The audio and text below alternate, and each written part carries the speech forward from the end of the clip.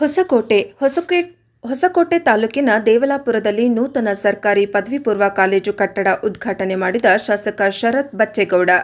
ಉದ್ಘಾಟನೆ ಮಾಡಿ ನಂತರ ಮಾತನಾಡಿದ ಶಾಸಕರು, ರಾಜ್ಯಾದ್ಯಂತ ಸರ್ಕಾರಿ ಪದವಿ ಪೂರ್ವ ಕಾಲೇಜುಗಳಿಗೆ ಕೋಟ್ಯಾಂತರ ರೂಪಾಯಿ ವೆಚ್ಚದಲ್ಲಿ ಹೊಸ ಕಟ್ಟಡಗಳನ್ನು ನಿರ್ಮಾಣ ಮಾಡಲಾಗುತ್ತಿದೆ. ಆದರೆ ಕೇವಲ ಇಟ್ಟಿಗೆ ಸಿಮೆಂಟಿನ ಸುಂದರ ಗೋಡೆಗಳಿಂದ ಶಿಕ್ಷಣದ ಮಟ್ಟ ಸುಧಾರಿಸುವುದಿಲ್ಲ. ಹೊಸ ಕಟ್ಟಡಗಳ ನಡುವೆಯೂ ವಿದ್ಯಾರ್ಥಿಗಳ ಸಂಖ್ಯೆ ಹೆಚ್ಚಾಗಬೇಕು ಮತ್ತು ಉತ್ತಮ ಫಲಿತಾಂಶ ತರುವಲ್ಲಿ ಯಶಸ್ವಿಯಾಗಬೇಕು ಎಂದು ತಿಳಿಸಿದ್ದರು. ಸರ್ಕಾರವು ಮೂಲಸೌಕರ್ಯ ಅಭಿವೃದ್ಧಿ ಎಂಬ ಹೆಸರಿನಲ್ಲಿ ಆಕರ್ಷಕ ಕಾಲೇಜು ಕಟ್ಟಡಗಳನ್ನು ಸಿದ್ಧಪಡಿಸುತ್ತಿದೆ.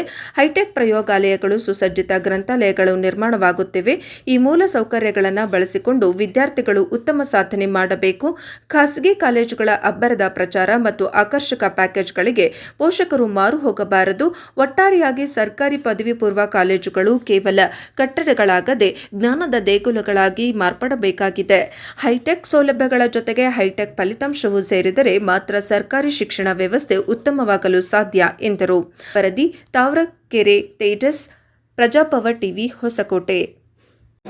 ಮತ್ತೆ ನಮ್ಮಲ್ಲಿರ್ತಕ್ಕಂಥ ಪದವಿ ಪೂರ್ವ ಕಾಲೇಜ್ ಏನಿಲ್ಲಿ ನಾವು ದೇವಲಾಪುರದಲ್ಲಿದ್ದೀವಿ, ಇದನ್ನ ನಾವು ಮಾದರಿಯಾಗಿ ಮಾಡಿದೀವಿ. ನಂದಗುಡಿಯಲ್ಲಿರುವಂತಹ ಪದವಿ ಪೂರ್ವ ಕಾಲೇಜು ಕೂಡ ಮಾದರಿಯಾಗಿ ಮಾಡಿದೀವಿ.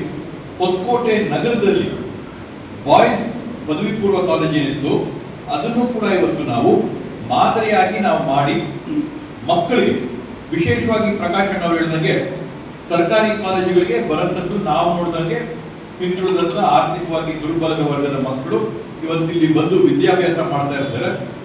ಆರ್ಥಿಕವಾಗಿ ದುರ್ಬಲವಾಗಿರ್ಬೋದು, ಹಿಂದುಳಿದಿರ್ಬೋದು, ಆದ್ರೆ ಪ್ರತಿಭೆಯಲ್ಲಿ ಯಾವುದೇ ಕಾರಣಕ್ಕೂ ಆ ಮಕ್ಕಳು ಯಾರಿಗಿಂತ ಕೂಡ ಒಂದು ಸಂದರ್ಭದಲ್ಲಿ ಹೇಳ್ಕೊಳ್ಳೋಕೆ ನಾನು ಬಯಸ್ತೇನೆ.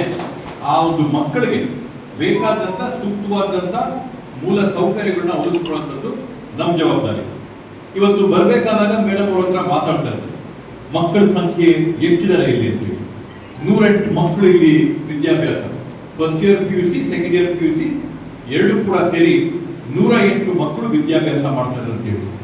ನನ್ನ ಪ್ರಕಾರ ಒಂದು 5 ಕಿಲೋಮೀಟರ್ ರೇಡಿಯಸ್ ನಾವು ನೋಡಿಕೊಂಡ್ರೆ ಸುತ್ತಮುತ್ತ 108 PU ಕಾಲೇಜುಗಳು ನಿಮ್ಗೆ ಸಿಗ್ತವೆ. ಅಂದ್ರೆ ಆ ಸಂಖ್ಯೆಯಲ್ಲಿ, ಆ ಒಂದು ಮಟ್ಟದಲ್ಲಿ ಇವತ್ತು ಸ್ಪರ್ಧಾತ್ಮಕವಾದಂತ ಕಾಂಪಿಟೇಟಿವ್ ವರ್ಲ್ಡ್ ನಾವಿದ್ದು ನಾವಿವತ್ತು ಸ್ಪರ್ಧೆ ಮಾಡಿ ಮಕ್ಕಳನ್ನ ಶಾಲೆಗಳಿಗೆ, ಕಾಲೇಜುಗಳಿಗೆ ಆಕರ್ಷಣೆ ಮಾಡಬೇಕಾದಂತ ಒಂದು ಪರಿಸ್ಥಿತಿ ನಿರ್ಮಾಣ ಆಗಿದೆ. ಇವತ್ತು ಏನು CDC ಮೆಂಬರ್ಗಳಲ್ಲಿ, ಇಲ್ಲಿರ್ತಕ್ಕಂಥ ನಮ್ಮ ಶಿಕ್ಷಕರಲ್ಲಿ ತಮ್ಮನ್ನೆಲ್ಲ ಕೂಡ ನಾನು ಮನವಿ ಮಾಡ್ಕೊಳ್ಳುವಂಥದ್ದು ಏನಂದ್ರೆ, ಮಕ್ಕಳಿಗೆ ನಾವು ವಿದ್ಯಾಭ್ಯಾಸದ ಜೊತೆ ಏನ್ ನಾವಿಲ್ಲಿ ಸರ್ಕಾರ ಕೊಡುವಂತ ಪಠ್ಯ ಪುಸ್ತಕಗಳ ಜೊತೆ ನಾವು ಅವ್ರಿಗೆ ಏನು ಇನ್ನು ಹೆಚ್ಚುವರಿಯಾಗಿ ಕೊಡ್ಬೋದು. ನಾವು ಅವ್ರಿಗೆ ಪರ್ಸನಾಲಿಟಿ ಡೆವಲಪ್ಮೆಂಟ್ ಕೋರ್ಸ್ ಮಾಡ್ಬೋದಾ, CET ನೀಟ್ ನ ಅಟೆಂಪ್ಟ್ ಮಾಡೋರಿಗೆ ನಾವು ಕೋಚಿಂಗ್ ಕ್ಲಾಸ್ ಕೊಡ್ಬೋದಾ, ಅವನ್ನೆಲ್ಲ ಕೂಡ ಮಾಡಿಕೊಂಡು ಯಾವ ಥರದಲ್ಲಿ ನಾವು ಇನ್ನ ಮಕ್ಕಳಿಗೆ ಬೇಕಾದಂತ ಸೌಲಭ್ಯಗಳನ್ನ ಒದಗಿಸ್ಕೊಡ್ಬೋದು ಅಂತೇಳಿ ನಾವೊಂದು ಆಲೋಚನೆ ಮಾಡಿದ್ರೆ ಆವಾಗ ನಾವು ಮಕ್ಕಳನ್ನ ಆಕರ್ಷಣೆ ಮಾಡಕ್ಕೆ ಅವಕಾಶ ಸಿಗುತ್ತೆ. ಸಹಜವಾಗಿ ನಮಗೂ ಕೂಡ ಅರ್ಥ ಆಗುತ್ತೆ, ಮಕ್ಕಳಿಗೆ ಯೂನಿಫಾರ್ಮ್ ಹಾಕಿ ಆಂಗ್ಲ ಮಾಧ್ಯಮಕ್ಕೆ ಕಳಿಸ್ಕೊಟ್ಟು ಅಲ್ಲಿ ಪೂರ್ತಿ ಪೋಷಕರು ಹೋಗೋಕೆ ಎಲ್ಲರೂ ಕೂಡ ಬಯಸ್ತಾರೆ. ಆದ್ರೆ ಹಿಂದೆ ಏನು ಸರ್ಕಾರಿ ಬಂದ್ರೆ ಕೂತ್ಕೊಳ್ಳೋಕೆ ಜಾಗ ಇಲ್ಲಂತೆ, ಚೇರು ಬೆಂಚ್ ಇಲ್ಲಂತೆ, ಸೋರಲ್ ಮಾಡಿ ಅಂತೆ, ಅವೆಲ್ಲ ಕೂಡ ನಮ್ಮ ತಾಲೂಕಲ್ಲಂತೂ ಇಲ್ಲ. ಬೇರೆ ಎಲ್ಲಾದ್ರೂ ಇರ್ಬೋದು ಸರ್ಕಾರಿ ಶಾಲೆಗಳಲ್ಲಿ ವ್ಯವಸ್ಥೆಗಳಾದ್ರ, ನಮ್ಮಲ್ಲಂತೂ ಕೂಡ ಎಲ್ಲ ಕ್ಲಾಸ್ ರೂಮ್ ಬೇರೆ ಈ ರೀತಿಯಾದಂತ ಗುಣಮಟ್ಟವಾದಂತ ವ್ಯವಸ್ಥೆನ ನಾವು ಮಾಡ್ಕೊಂಡಿರ್ತಕ್ಕಂಥದ್ದು. ಕೆಳಗಡೆ ಏನು ನಿಮ್ಮ ಫಿಸಿಕ್ಸ್ ಲ್ಯಾಬ್ ಆಗಿರ್ಬೋದು, ಕೆಮಿಸ್ಟ್ರಿ ಲ್ಯಾಬ್ ಆಗಿರ್ಬೋದು, ಬೆಂಗಳೂರಲ್ಲಿ ಖಾಸಗಿಯಲ್ಲಿ ಎಲ್ಲರೂ ಹೋಗಿ ನೋಡಿ, ಅಂತಲ್ಲಿ ಕೂಡ ಅವರದ್ದು ಕೂಡ ಈ ಫೆಸಿಲಿಟೀಸ್ ಇಲ್ಲ. ಅಂತ ಫೆಸಿಲಿಟೀಸ್ ನಾವು ಸರ್ಕಾರಿ ಶಾಲೆಗಳಲ್ಲಿ ಮಾಡ್ಕೊಡ್ತೀವಿ. ನಾನು ಕೂಡ NGOಗಳನ್ನ 2-3 ಮಾತಾಡ್ತೀನಿ.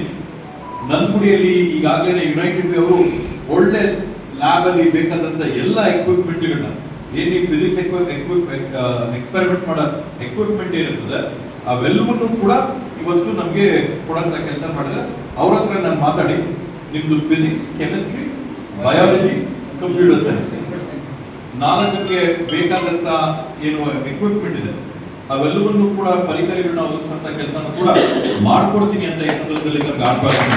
ಹೆಜ್ಜೆ ನಾವು ಮೂಲ ಸೌಕರ್ಯಗಳನ್ನ ಸೃಷ್ಟಿ ಮಾಡುತ್ತದೆ. ಆ ಮೂಲ ಸೌಕರ್ಯಗಳನ್ನ ಸೃಷ್ಟಿ ಮಾಡಿದಾಗ ಸರ್ಕಾರ ಏನೋ ಮೂಲ ಸೌಕರ್ಯಗಳನ್ನ ಸೃಷ್ಟಿ ಮಾಡ್ತೀವಿ, ಚೆನ್ನಾಗೇ ಮಾಡ್ತೀವಿ.